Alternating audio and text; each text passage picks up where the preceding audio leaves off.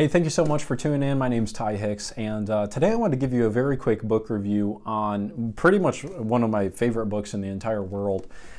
Many of you who've worked with me or know me understand, I've been a national trainer on influence and persuasion, now having trained tens of thousands of individuals in the skills of persuasion and influence.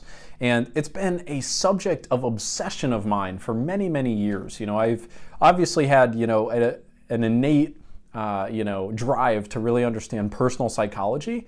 And I've always been fascinated with understanding, what is it that gets us to take action? What are the forces? What are the ways in which that we can understand how to reach people? And, again, not to manipulate somebody else, because when I start talking about persuasion and influence, this is always the first question that always comes up is, I don't want to be salesy. I don't want to be sleazy. Well, that's not what it's about. And trust me, there are certainly people out there who are utilizing skills of persuasion to influence without integrity. But what I teach is to influence with integrity. And this means that you're only influencing someone in a way in which you're opening up their mind to a new set of possibilities so that they can be uninhibited to take action in a way that's going to empower them. Whereas the flip side would be, true manipulation is trying to influence somebody to do something that's in essence going to disempower them, but empower you,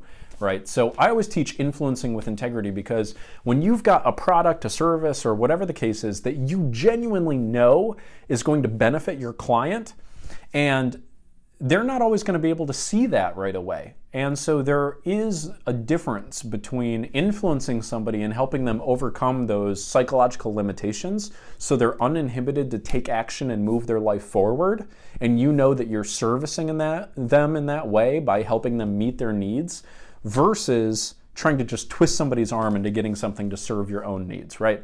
So anyway, the author of Pre-Suasion is the book I'm talking to you about. Author is Robert Cialdini. And this guy has been, he pretty much is the global authority on influence and persuasion. He has been a researcher. I think he has a PhD also, but he's been a researcher on this topic for decades. He's done clinical trials. He's done tons of experiments. He's looked at the data. And in his first book called Influence, he actually identifies 6 universal principles of influence. And I'm happy to share those with you in another video where I'll be diving a little bit deeper in this topic. And then in this book, written I think about a decade later, he's actually coming back with new insights. And so Pre-Suasion is a fantastic read, because what he's talking about here is how the moment before you actually attempt to influence someone is more important than the moment in which you actually attempt to influence them. So let me unpack that for you. So for instance, if you're in a situation where you're attempting to sell to somebody, sell a product, a lot of people think that what you really need to do in order to be more effective is to have the right closes. That you need to have the right language patterns, and that you need to be able to strong arm somebody or put enough pressure on them. And that's really the furthest thing from the truth. What Cialdini shows in this book, which is the biggest overall insight that I really want you to get out of this video, is that the moments before you actually ask for the order are often far more important. So let me give you one example, and he pulls literally dozens of examples into the book. But I forget the exact statistics, so don't quote me exactly, but there was one instance that really stood out to me where there were some individuals, I think in a shopping center, and they were trying to get people to sign up for something. And so, they went out, they made pitches for, their program and attempted to get people to sign up. And I think they got something like a 30 to 40% sign up rate. But then they changed one little thing in their approach. And that is that when they went up to people, instead of just asking them if they'd like to sign up for whatever it was they were offering, they first asked them, are you somebody who is open to new experiences? And once the people said that, answered that, and then they made the second ask of, oh great, well would you like to sign up for this? Huge jump, I think like a 30 to 40% increase in the number of people that actually signed up. Why is this? Okay, Here's what I want you to understand about why this process works and why this principle of pre-suasion is so important. The reason is that when they asked the person, are you somebody that is open to new experiences? What they're doing is taking the audience's focus and they are consciously moving it into a place where now a new set of associations is readily available to be grasped on. So by doing this, they start getting the person down a specific chute of memories or a certain set of associations where now they can ask them to move forward with signing up for this offer, and that idea is now more easily attainable.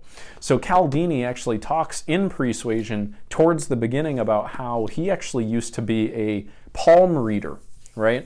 And, sorry to burst anybody's bubble out there who believes in palm reading, but he actually deconstructs the process as to how he would be able to get somebody to be effectively enthralled in the idea that they're having their palm read. And it's essentially the same principle of Pre-Suasion. So what he would do is he'd go up to somebody and he would ask for their palm and he would say, you're a very self-driven type of person.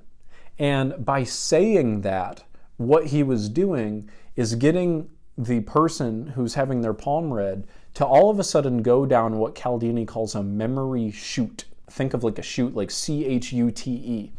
And by saying, you're a very self-driven person, he's getting the person to then go into the recesses of their mind and run that story, run that narrative against their memories. And what is happening there is that they're going to start finding memories that literally grant credence to that statement. He'll be thinking, oh, well, this time I was self-directed, etc., and it will support it. But Cialdini literally talked about how he used to do this at a party, and he would go up to people who were a little bit drunk, and he literally went up to a man one time and said something like, you're a very selfish individual. And the guy agreed, yes, I can be selfish. But then later in the evening, he did a different reading on the same guy and said, you're a very selfless individual. And the guy still believed him. And the reason is that when you say something like that, it doesn't matter what it is, but the person goes into their mind and they pull forward a new set of neuroassociative conditions, a new set of, associations that grant legitimacy to that statement. So that's what Cialdini is showing us in Pre-Suasion, is that if you are a skilled persuader, what you're going to need to be able to do is to create what he calls privileged moments, where all of a sudden your ability to influence is magnified. I like to think of this as effectively teeing up your shot, or picking the right club, for example, is going to have a huge impact, perhaps even more than the actual swing itself. So I hope this is valuable to you, and I hope it gets you thinking. Let me give you one last example from the book that I think will get you thinking in the right terms and really kind of hopefully get your interest piqued. But there was another example, another study that they did where there was an individual on the street who was, asked a survey, right? They gave them a story and they had them read the story and they had them answer a couple questions that would indicate what kind of person they thought the person in the story was. Okay, so in other words, were they kind and generous? Were they bitter and cold, etc.? And what they found is that if they had the person hold a warm beverage and then read the story, they literally would recount that the person in the story was warm, inviting, honest, caring. If they gave the person a cold iced beverage and had them read the story, they literally responded in the opposite direction. Same exact story. The only thing that changed was whether they were given a hot or a cold beverage. Not kidding. The real data is in the book. Check it out.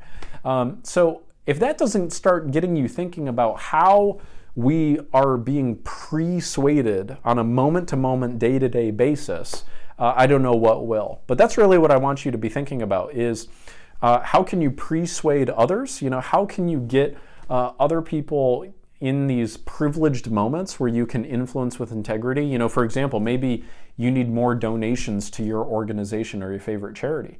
Well, one thing you could do is instead of just asking somebody to donate money, maybe ahead of time you could say, what are the goals of your philanthropy?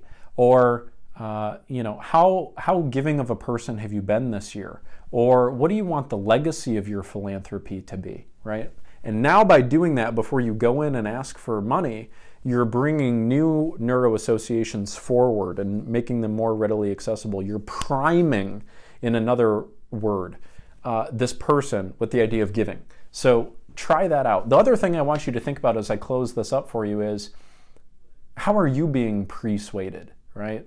I'll give you a little example. You ever had a moment when somebody pissed you off and then somebody else, came and asked you for something and you snapped at them, and you snapping at them had nothing to do with them. It had to do with whatever happened just moments prior.